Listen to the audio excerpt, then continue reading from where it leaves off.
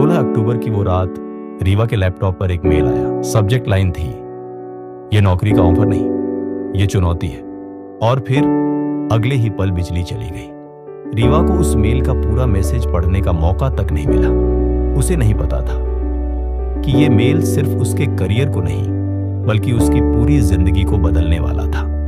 रीवा मिश्रा, वो लड़की जिसने मैथ्स में फेल होने के बाद भी एक ऐसा एल्गोरिदम बनाया जिसने उसे गूगल और MIT जैसे प्लेटफॉर्म्स तक पहुंचा दिया था। लेकिन उसने ये ऑफर्स मां की बीमारी के चलते ठुकरा दिए थे। अब मां घर पर थी, कीमोथेरेपी चल रही थी। रीवा ने कोडिंग और टेक की दुनिया से दूरी बना ली थी, लेकिन टेक ने रीवा का पीछा नहीं छोड़ा। एक रात जब मां दवाएं लेकर सो चुकी थी, रीवा अपने पुराने लैपटॉप पर कुछ पुराने कोड चेक कर रही थी। तभी एक ईमेल आया। सेंडर अज्ञात टेक लैब, सब्जेक्ट यह नौकरी का ऑफर नहीं, यह चुनौती। मेल खुला तो सिर्फ इतना लिखा था, हमारे पास तुम्हारे बनाए गए एल्गोरिदम का एक्सेस है, लेकिन अब हम चाहते हैं कि तुम हमें एक और समस्या का समाधान दो। क्या तुम तैयार हो उस कोड को लिखने के लिए जो इंसान और मशीन के बीच की सबसे बड़ी रेखा मिटा देगा? नीचे एक GPS कोऑर्डिनेट था, बेंगलोर का, और साथ में एक चेतावनी, हमें ट्रेस करने की कोशिश न करें, जस्ट अराइव 3 days और फॉरगेट एवरीथिंग। रीवा डर गई। कौन था ये? क्या उसका जी हब हैक हो गया था? कहीं ये कोई साइबर क्रिमिनल तो नहीं? मां के पास गई, माथे पर हाथ रखा। मां नींद में थी, लेकिन होठों पर हल्की मुस्कान थी। रीवा को याद आया, मां अक्सर कहा करती थी, जो डर गया वो कभी बड़ा नहीं बना। तीसरे दिन सुबह 5 बजे की फ्लाइट थी बेंगलोर के लिए। GPS कोऑर्डिनेट एक पुरानी बिल्डिंग की ओर ले गया।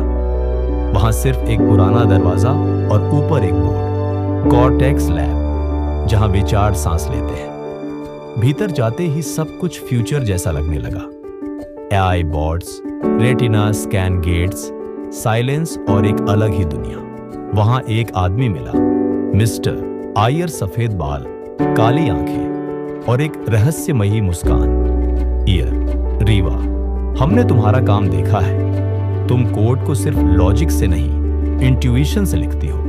अब हम चाहते हैं कि तुम उस चीज पर काम करो जो गूगल भी नहीं कर पाया। आयर ने उसे एक प्रोजेक्ट दिखाया, कोड जेनेसिस, एक ऐसा प्रोजेक्ट जो इंसानों के सोचने के तरीके को पढ़कर उनके सवालों के जवाब खुद दे सकता है, बिना उन्हें बोले, पूछे या टाइप किए। हम चाहते हैं कि यह सिस्टम रूरल भारत के लिए बने, जहां लोग टेक्नोलॉजी से दूर हैं पर इंटेलिजेंस से नहीं। रीवा का दिल धड़क उठा। एक मिशन जो उसकी मां के सपने जैसा था। रीवा को सिर्फ 90 दिन दिए गए। हर रोज वो 14 घंटे कोडिंग करती। कभी भूली कि दिन है या रात। वो अपने एल्गोरिदम को इंसान की सोच के करीब लाना चाहती थी। लेकिन तभी एक और खतरा उभर आया। एक दिन ईयर के असिस्टेंट ने बताया, कोई साइफर माइंड नाम का अंडरग्राउंड हैकर ग्रुप रीवा के कोड को चुराने की कोशिश कर रहा है। और ये वो ही लोग थे जिन्होंने रीवा की पहली पोस्ट के बाद से उस पर नजर रखी थी। उनका मकसद था कोड जेनेसिस को ब्लैक मार्केट में बेचना और AI को वेपनाइज करना। अब रीवा के सामने 2 जंग थी, बट एक मिशन पूरा करने की, 2 और अपने कोड को बर्बाद होने से बचाने की। एक रात जब उसे कुछ समझ नहीं आ रहा था तो मां का वॉइस नोट सुना जो उन्होंने कीमो से पहले रिकॉर्ड किया था। बिटिया, जब तेरे सामने 2 रास्ते हों, एक आसान और एक सही, तो हमेशा वो चुनना जिसमें डर ज्यादा लगे, क्योंकि वही तेरा ग्रोथ है। 90वें दिन रीवा ने कोड जेनेसिस को लाइव किया। सिस्टम ने पहली बार बिना बोले एक गांव की महिला के इमोशन को पढ़कर उसकी परेशानी का हल निकाला। एक लोकल लोन एप्लीकेशन की फॉर्म भरकर। ये कोडिंग नहीं, जादू था। रीवा का नाम पूरे इंडिया में गूंज उठा। कोड जेनेसिस लॉन्च के 1 हफ्ते बाद सिलिकॉन वैली से एक ऑफिशियल कॉल आया। We want you to head a new research lab here in the US. Salary, visa, dream team, everything is ready.